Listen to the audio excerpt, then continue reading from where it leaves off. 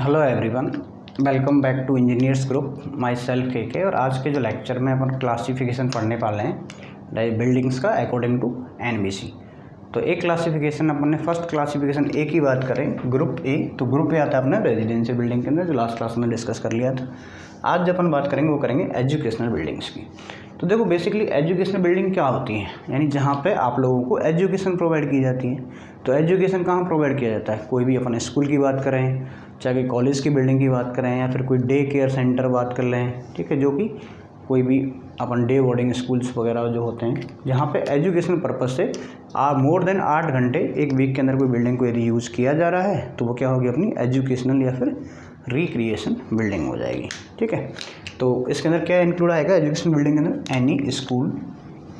जब भी आपसे बात करें एजुकेशन बिल्डिंग की तो आप क्या लिखेंगे, कोई any school college, any school college, ठीक है, स्कूल आ गया, कॉलेज आ गया, और डे केयर सेंटर, और day care centre, day care centre used for educational purpose, used for educational purpose, educational purpose more than कितना भाई, purpose for more than 8 hours, more than 8 hours in a week, 8 hours in a week. यानी ऐसी कोई building जो कि एक week के अंतर्गत 8 घंटे से ज़्यादा यूज आ रही है। ठीक है, चाहे वो कोई स्कूल की बिल्डिंग हो, चाहे कोई कॉलेज की बिल्डिंग हो, कोई डे केयर सेंटर हो, कोई रिहेबिलिटेशन सेंटर हो। ठीक है, तो ऐसी बिल्डिंग की जैसे एग्जांपल की बात करें तो इसको अपन क्या कहेंगे, एजुकेशनल, एजुकेशनल। एग्जांपल में स्कूल हो गया अपना, कॉलेज हो गया, रिक्रिएशन हो गया, रिक्रिएशन। तो ये सारी जो बिल्डिंग्स हैं वो किसके अंदर आएंगी, अपनी एजुकेशनल बिल्डिंग के अंतर्गत आएंगी।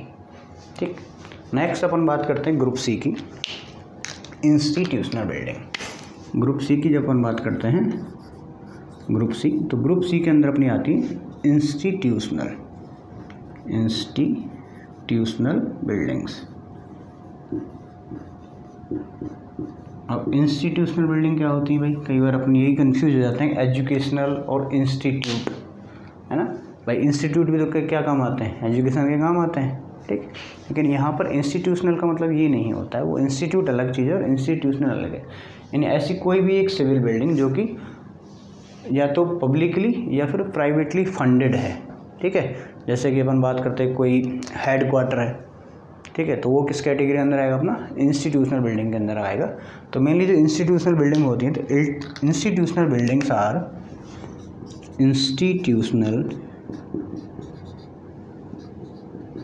institutional buildings are institutional buildings are civil buildings that can be civil buildings that can be publicly or privately funded, publicly or privately funded, privately funded। यानी ऐसी कोई भी सिविल बिल्डिंग जो या तो पब्लिक सेक्टर से या फिर कोई प्राइवेट सेक्टर से क्या हो, फंडेड हो। ठीक है, इसके डिज़ाइन और सब्जेक्ट की अपन बात करें तो इसके अंदर बहुत सारे जो चेंजेस होते हैं। ठीक है, तो एजुकेशनल बिल्डिंग की अपन जब बात कर रहे हैं तो इंस्टीट्यूशनल बिल्डिंग्स आर ऑफन, इसमें ये भी लाइन लिख लीजिएगा, institutional buildings are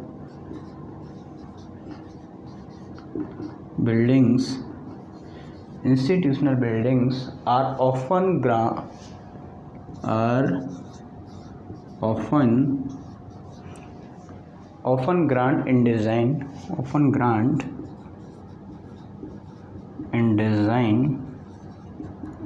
grant in design and subjected to a and subjected to a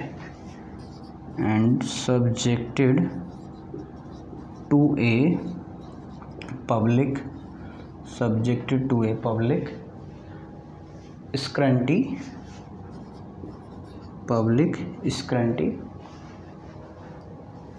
scrutiny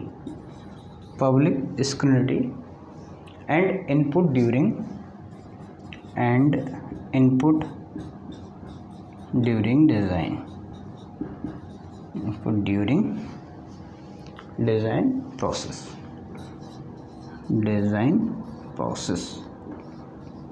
यानी इंस्टीट्यूशनल बिल्डिंग की जब अपन बात कर रहे हैं तो देखो ये जो बिल्डिंग होगी ये कोई ऐसी सिविल बिल्डिंग है जो चाहे या तो किसी पब्लिक सेक्टर से फंडेड रहेगी या फिर अपने किसी प्राइवेट सेक्टर से फंडेड रहेगी।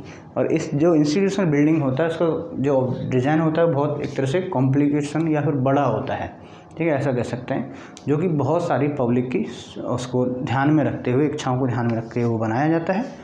और ये सारे जो इनपुट हैं, जो भी रिक्वायरमेंट किसी पब्लिक की होती है या फिर किसी ऑफिस के अंतर्गत होती है या फिर किसी हेड क्वार्टर के अंतर्गत होती है, उन सारे के इनपुट वहाँ पे लिए जाते हैं, उसके बाद ही इसको डिज़ाइन किया जाता है। तो मेनली जो इंस्टीट्यूशनल बिल्डिंग है इसको फर्दर 2 टाइप्स में डिवाइड कर दिया, जैसे अपन ने पढ़ा था प्राइवेट सेक्टर और एक पब्लिक सेक्टर।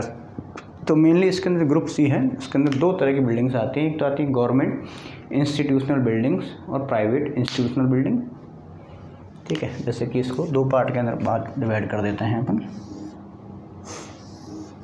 ठीक है। एक तो अपना आ जाएगा गवर्नमेंट वाले, कौन सा आ जाएगा भाई, एक तो आ जाएगा ना गवर्नमेंट एजुकेशन इंस्टीट्यूशनल बिल्डिंग्स,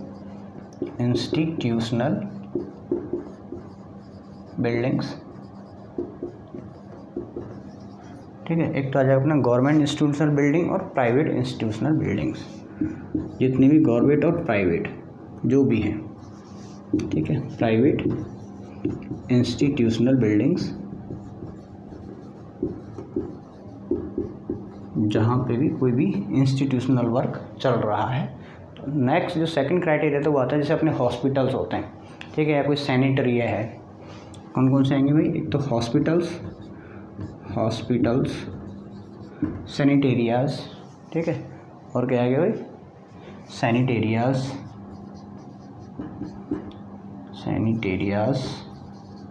ठीक है। हॉस्पिटल हो गया, सैनिटेरिया हो गया, कस्टडियल,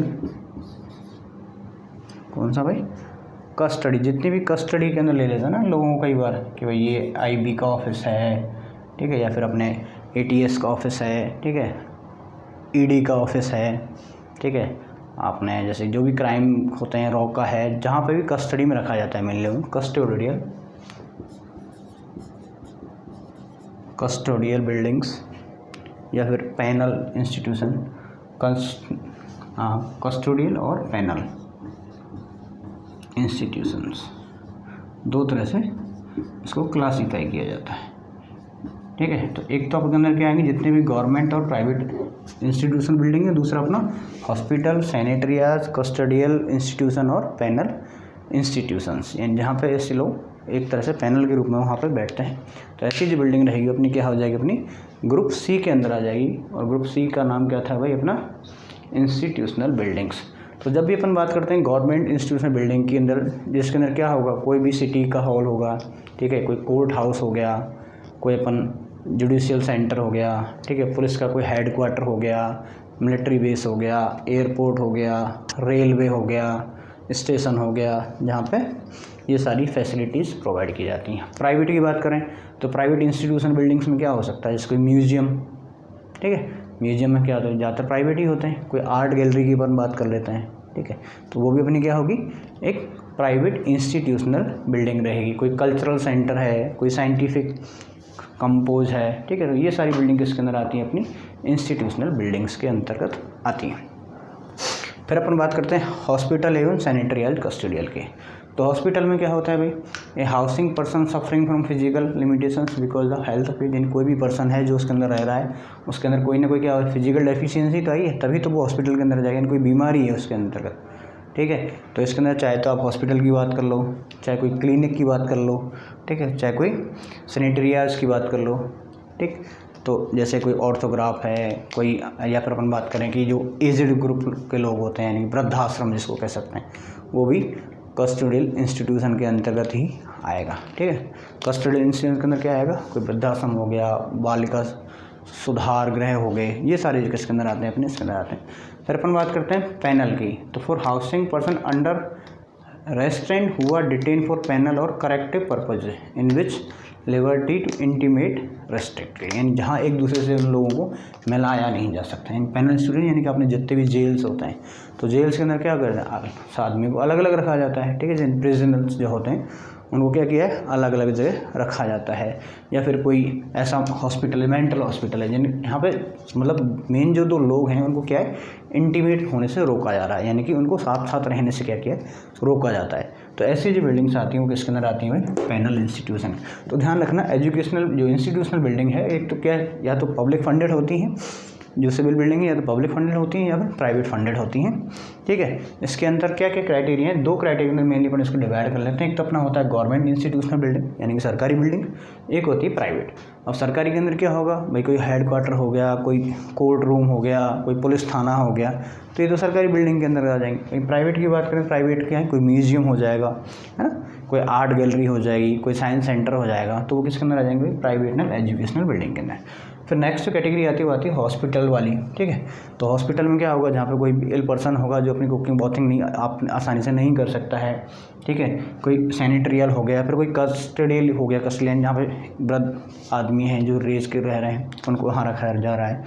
फिर अपन बात करते हैं पैनल इंस्टीट्यूशन की, तो पैनल के अंदर क्या होगा, ऐसे लोग जिनको आपस में मिलने घुलने से रोका जाता है। मेनली कहाँ होता है, वो जेल्स के अंदर होगा, प्रिजनल सेंटर के अंदर होगा। अब हॉस्पिटल में भी कौन सा वाला, मेंटल हॉस्पिटल, क्योंकि जो मेंटली डिस्टर्ब होते हैं उन लोगों को आपस में नहीं है कोई भी अनहैपनिंग मतलब मिस हैपनिंग हो जाए, इसलिए उनको अलग अलग यहाँ पे रखा जाता है। तो ये अपना आ गया ग्रुप सी। ग्रुप सी के अंदर अपनी कौन कौन सी आ गई भाई, अपनी एजुकेशनल बिल्डिंग्स। नेक्स्ट अपन बात करते हैं ग्रुप ABCD, ग्रुप डी की बात करते हैं। तो देखो ग्रुप डी के अंदर जो आती हैं वो आती हैं असेंबली बिल्डिंग्स। असेंबली बिल्डिंग्स, तो देखो असेंबली वर्ड ही किससे बना हुआ है, असेंबल से बना हुआ है। ठीक है, असेंबली वर्ड का मतलब ही क्या है, असेंबल होना, यानी इकट्ठे होना। तो ऐसी कोई भी बिल्डिंग या बिल्डिंग का पार्ट जहाँ पर क्या है, बहुत सारे जो ग्रुप ऑफ पीपल है वो क्या होता है, इकट्ठा होता है।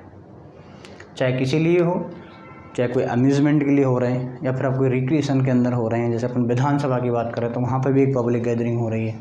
ठीक है, कोई सिविल ट्रैवल के लिए अपन बात करें, कहीं भी कहीं जा रहे हैं, कोई रिलीजियस प्लेस है, कोई सोशल प्लेस है, तो वो किसके अंदर आएगा, अपना असेंबली बिल्डिंग के अंदर। तो यदि असेंबली बिल्डिंग के अंदर मैं लिखना चाहूँ तो क्या होगा, any building or a part of a building, any building or a part of a building, a part of a building, any building यानी कोई बिल्डिंग या फिर उस बिल्डिंग का part, where group of people gathered, where group of peoples are gathered, यानी जहाँ पे बहुत सारे लोग क्या होते हैं, इकट्ठे होते हैं। अब किस लिए हो सकते हैं, फॉर अम्यूज़मेंट, अम्यूज़मेंट के लिए हो सकते हैं।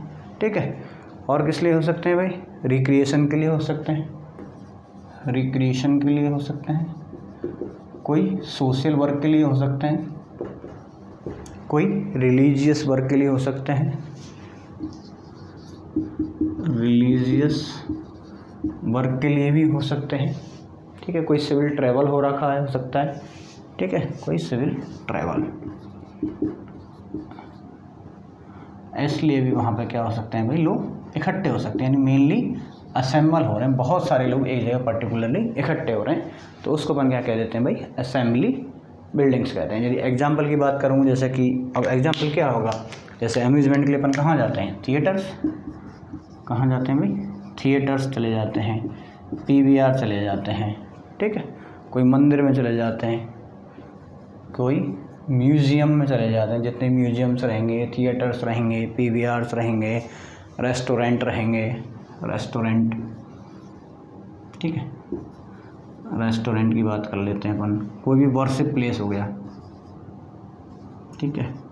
वर्शिप प्लेस के अंदर टेम्पल हो सकता है आपका, मॉस्क हो सकता है आपका, चर्च हो सकता है, ठीक है, कोई डांस हॉल हो सकता है। यानी मेनली अल्टीमेटली अपन क्या असेंबली का मतलब होता है असेंबल होना, यानी कि इकट्ठे होना, जहाँ पे बहुत सारे लोग पब्लिकली इकट्ठे हो रहे हैं। तो उस टाइप की जो बिल्डिंग होती है उसको अपन क्या कह देते हैं भाई, असेंबली बिल्डिंग्स, ठीक है। नेक्स्ट अपन बात करते हैं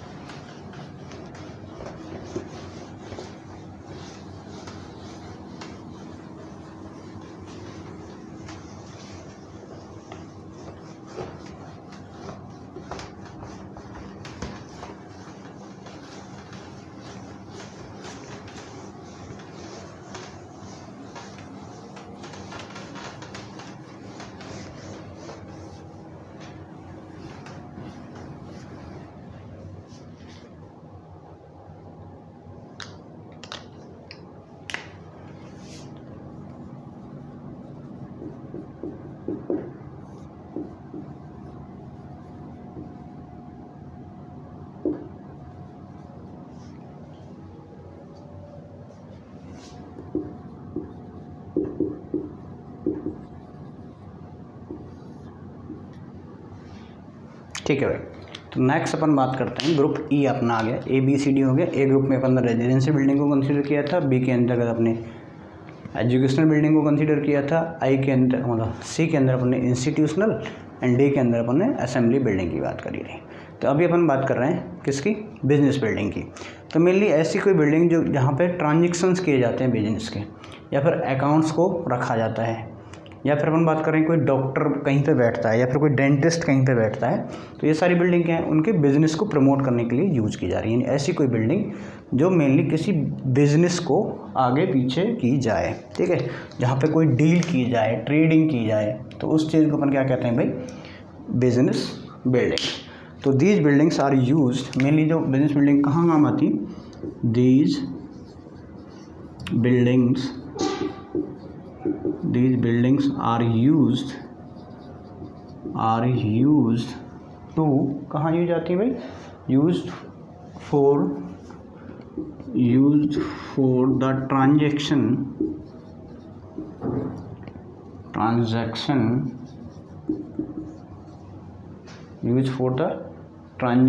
for business,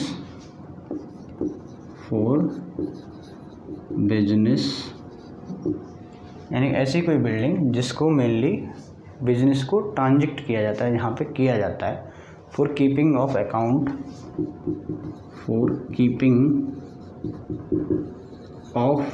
अकाउंट्स, यानी जहाँ पे अकाउंट्स को रखा जाता है, जैसे कोई बैंक हो गया, ठीक है, वो भी क्या है एक तरह से बिजनेस बिल्डिंग्स है। कोई डॉक्टर्स का वो हो गया, हॉस्पिटल की बात नहीं कर रहे हैं अभी हम, ठीक है, एंड डॉक्टर्स जहाँ से अपन डॉक्टर से कंसल्ट करते हैं। डेंटिस्ट हो गया कोई, जैसे कि डेंटिस्ट ETC, यानी इस पर्पज़ से यदि किसी को यूज किया जा रहा है। इसके अंदर आप शॉप्स को भी इंक्लूड कर सकते हो, जैसे छोटी मोटी शॉप्स हैं, रेस्टोरेंट हैं, उनको भी इंक्लूड कर सकते हो। यदि बहुत ज़्यादा गैदरिंग वहाँ पे नहीं होती है, ज़्यादा गैदरिंग होती है उसको असेंबली में कन्वर्ट कर लेंगे, ठीक है। कोई कॉरपोरेटिव स्टोर हो सकता है, कोई भी कॉरपोरेटिव स्टोर। तो ये सारी जो बिल्डिंग्स के अंतर्गत आती हैं वो किस में आएंगी, अपनी बिजनेस बिल्डिंग के अंतर्गत ये आएंगी। तो ये अपना हो गया ग्रुप ई। नेक्स्ट अपन बात करते हैं, यहाँ पे बहुत सारे लोग कंफ्यूज हो जाते हैं, mercantile buildings, GABCDEF, group F। तो ग्रुप F के अंदर आएंगी अपनी मर्सेंटाइल बिल्डिंग्स, ठीक है। तो देखो बेसिकली मर्सेंटाइल बिल्डिंग्स के अंदर आते हैं, जैसे कोई भी अपना कपड़े का शोरूम है, ठीक है, क्या है भाई, कोई भी क्लॉथ शोरूम होगा, वो अपनी मर्सेंटाइल बिल्डिंग के अंदर आएगा, ठीक। तो एनी बिल्डिंग और part of building which are used for shop, office, store, market, showroom, for display, sale for merchandise either wholesale or retail. यानी इसकी डेफिनेशन की मैं बात करूँ तो क्या हो गया, एनी बिल्डिंग और part of building, any building any building or part of the building, any building or any part of the building which is used as shop, which is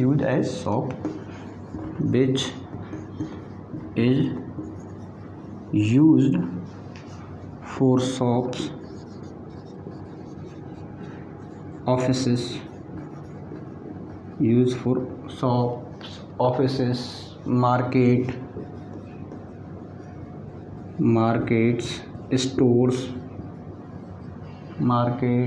store or displays for sale,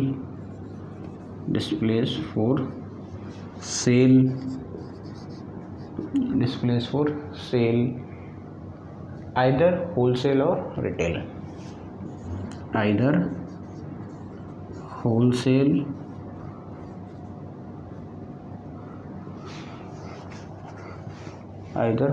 और retail, चाहे आप wholesale की बात करो या फिर retail की बात करो। तो देखो यहाँ पे थोड़ा सा ध्यान रखना है कि ट्रांजैक्शन ऑफ बिजनेसेस है, बिजनेस का ही पूरा ट्रांजैक्शन हो रहा है। यहाँ पे आपने कोई प्रदर्शनी नहीं लगाई हुई है, ठीक है।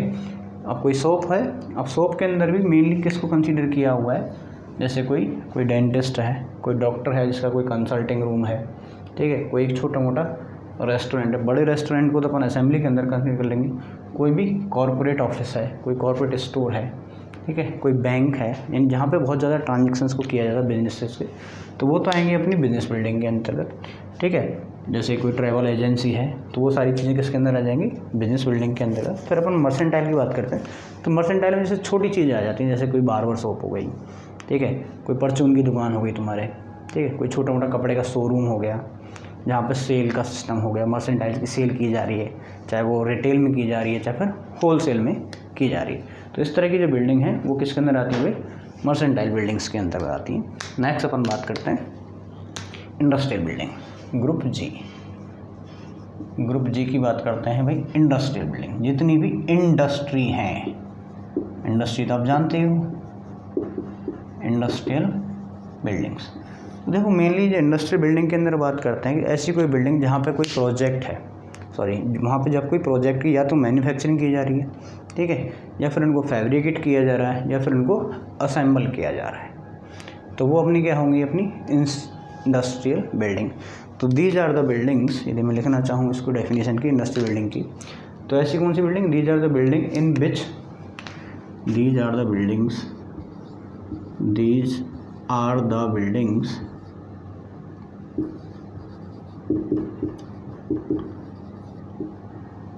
which, these are the buildings in which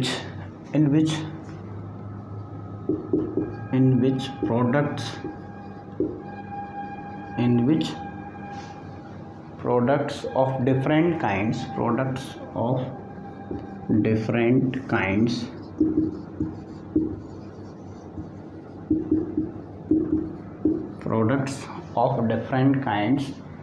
and properties are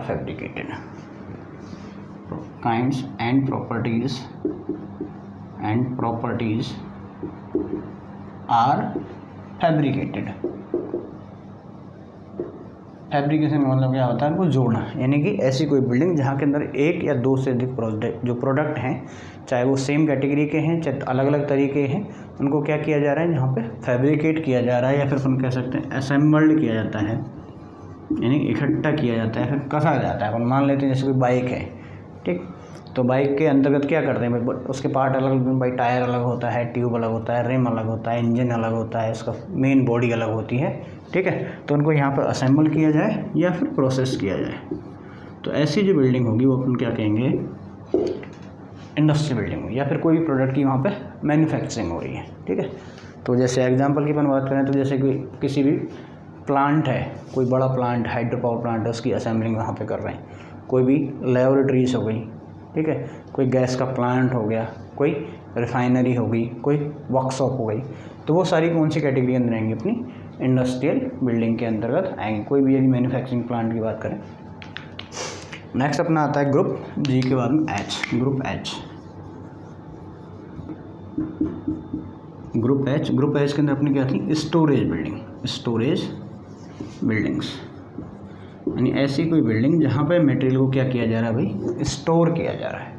क्या किया जा रहा है, तो एनी बिल्डिंग और पार्ट ऑफ द बिल्डिंग, आप क्या लिख सकते हो डायरेक्टली, एनी बिल्डिंग और पार्ट ऑफ द बिल्डिंग, और part of the building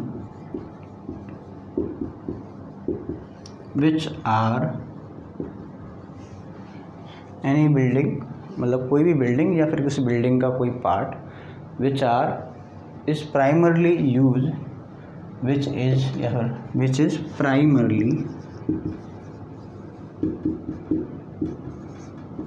used, primarily use यानी ऐसी कोई बिल्डिंग या बिल्डिंग का पार्ट जो इसको सबसे पहले प्राइमरली यूज फॉर स्टोरेज, यानी कोई भी बिल्डिंग या बिल्डिंग का पार्ट जहाँ पे सबसे पहले उसको स्टोरेज के लिए यूज किया जा रहा है, स्टोरेज किसका, या फिर गुड्स है उसको शेल्टर किया जाता है, या फिर शेल्टरिंग ऑफ गुड्स, यानी कि जो सामान है उसको रखा हुआ है। जैसे कि अपन बात करते हैं वेयर हाउसेस की बात करते हैं, ठीक है, इसके एग्जांपल की अपन बात करें तो क्या होगा, वेयर हाउसेस, आपने नाम सुना होगा कोल्ड स्टोरेज। जैसे कई बार क्या होता है, एक्सेस के अंतर्गत कुछ फसल हो जाती है, फल फ्रूट्स हो जाते हैं, तो वो क्या है, अब आपने देखा ना 12 मास मतलब 12 महीने बहुत सारे के फूल या जो फल हैं सब्जियां हैं वो मिल जाती, तो उनको क्या किया जाता है, स्टोर कर दिया जाता है कोल्ड स्टोरेज के अंदर, यानी ऐसी जगह पर दिया जहाँ पे ख़राब नहीं होती हैं, ठीक है। तो उसको अपन क्या कह देते हैं भाई, स्टोरेज सेंटर, या फिर ऐसी जो बिल्डिंग होंगी अपन स्टोरेज बिल्डिंग्स कह देंगे, ठीक है। चाहे कोई गैरेज हो, चाहे कोई वेयर हाउस हो, चाहे कोई कोल्ड स्टोरेज हो, यानी जहाँ पे मेनली गुड्स को क्या किया जा रहा है, सामान को क्या किया जा रहा है, स्टोर करके रखा जा रहा है, तो जो वो अपना आ जाएगा ग्रुप एच। उसके बाद में जो लास्ट अपना आ जाता है वो कौन सा होता है अपना, हैजार्डस बिल्डिंग, यानी कि ग्रुप आई। तो ग्रुप आई की अपन बात करते हैं, ग्रुप आई लास्ट ग्रुप है अकॉर्डिंग टू एनबीसी, और ये क्या है अपना ग्रुप आई के अंदर कौन सा अपन ने कंसीडर किया हुआ है, हैजार्डस बिल्डिंग्स, यानी कि ऐसी बिल्डिंग जहाँ पे कुछ खतरनाक चीज़ें यानी कि toxic materials, gases, nuclear plants को स्टोर किया जाए। तो ऐसी बिल्डिंग या बिल्डिंग का कोई पार्ट जो कि मेनली ऐसे प्रोडक्ट को या मैन्युफैक्चरिंग की जाए या फिर हैंडलिंग की जाए जो बहुत ज़्यादा एक्सप्लोसिव होता है, ठीक है। तो आप लिखना चाहें तो आप क्या लिख सकते हैं कि एनी बिल्डिंग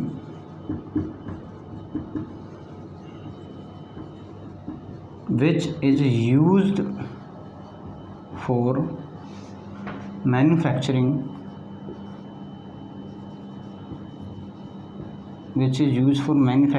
and storage